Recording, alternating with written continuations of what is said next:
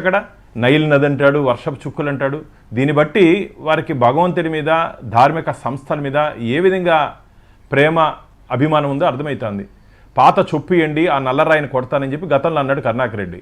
అలాంటి వ్యక్తి, అంటే పాత చొప్పియండి వెంకటేశ్వర స్వామిని కొడతానని చెప్పిన వ్యక్తి కరుణాకర్ రెడ్డి. నిన్న ఆ మాటలు ఈ మాటలు నాకు ఒకే విధంగా అనిపించాయి. అసలు భగవంతుడి దగ్గర నువ్వేమైనా దారులు పోయే వాళ్ళని ఏమైనా పిలిచారు? సిబిసిఈడి వాళ్ళు ఏమన్నా? సిబిసిఈడి ఎంక్వైరీకి కరుణాకర్ రెడ్డి గారిని ఎందుకు పిలిచింది?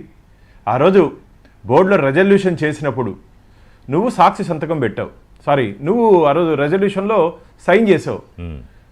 ఈ పరకామణి అంశంని ఆ దొంగ దగ్గర నుంచి రాజీ చేసే అంశంలో థెఫ్ట్ని గిఫ్ట్కి చేశారు, దొంగని దాతగా చేశారు. దొంగని దాతగా రవికుమార్ వెంకటేశ్వర స్వామి దగ్గర ఖజానాలకు దొంగలిస్తుంటే విజువల్స్ అన్ని పట్టుకొని కేసు పెట్టిన తర్వాత ఆ అంశం బోర్డుకు వస్తే కడుపుకు అన్నం తినేవాడు ఎవడైనా, నేను ఇట్లా మాట్లాడుతున్న బాధగా ఉంది, కడుపుకు అన్నం తినేవాడు ఎవడైనా సరే భగవంతుడి దగ్గర దొంగతనం చేసిన వాడిని దొంగ దగ్గర నుంచి ఆస్తులు ఎలా రాయించుకుంటావు కరుణాకర్ రెడ్డి? నువ్వు బోర్డులో ఉన్నావు కదా, రెజల్యూషన్ వచ్చినప్పుడు బోర్డులో నువ్వు ఉన్నావు కదా, 18/6/2000 అజెండా టేబుల్ అజెండా కింద వచ్చినప్పుడు నువ్వు బోర్డులో ఉన్నావు కదా. నువ్వు ఈరోజు నీతులు మాట్లాడతావే, ఆ రోజు ఎందుకు మాట్లాడలేదు? ఇది తప్పు, ఇది చేయకూడదు, దొంగ దగ్గర నుంచి రాస్తులు భగవంతుడి పేరుతో రాసుకోకూడదు అని చెప్పి నువ్వు ఆ రోజు మాట్లాడి ఉండాలి. నీకు నిజంగా ఈరోజు మాట్లాడతావు కదా, నేను ధర్మం గురించి పోరాటం చేస్తున్నాను, ధర్మం కోసమే బ్రతుకుతున్నానని చెప్పి ఆ రోజు నువ్వు ఎందుకు మాట్లాడలేదని అడుగుతున్నావు. ఆ రోజు బోర్డులో నువ్వు ఎందుకు మాట్లాడలేదు, ఎందుకు ప్రశ్నించలేదు? నీ సైన్ ఉంది, నువ్వు సంతకం పెట్టావు. ఆ రోజు బోర్డులో ఈ సబ్జెక్ట్ వచ్చినప్పుడు నువ్వు సంతకం పెట్టావు కాబట్టే నిన్ను పిలిచారు.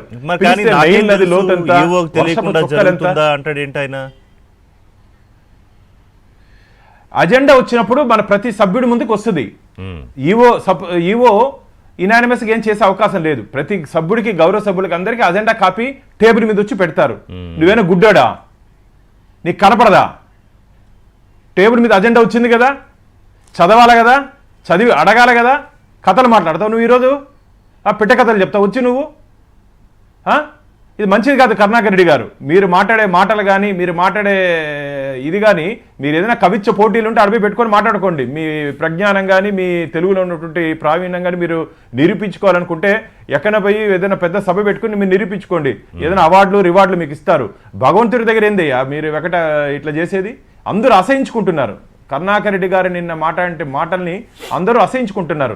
ఎస్, పిలిచారు, నీకున్నట్టు సమాచారం చెప్పు, భగవంతుడి పరకామణిలో జరిగింది, నాకు ఇంత ఉందని చెప్పేసి వెళ్ళిపో విషయం.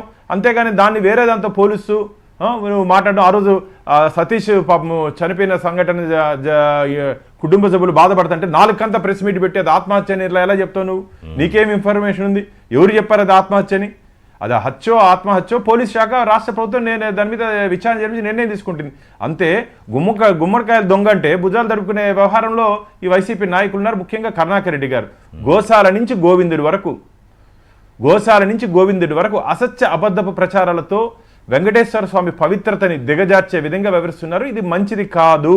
నేను అడుగుతున్నాను, నువ్వు ఆ రోజు చైర్మన్గా ఉన్నావు కదా, ఈ విషయం అయిన తర్వాత నువ్వు ఆ రోజు ఎక్స్ అఫీషియో మెంబర్గా ఉన్నావు. ఈ పరకామణి సెప్టెంబర్ అయిన తర్వాత నువ్వు చైర్మన్గా ఉన్నావు కదా.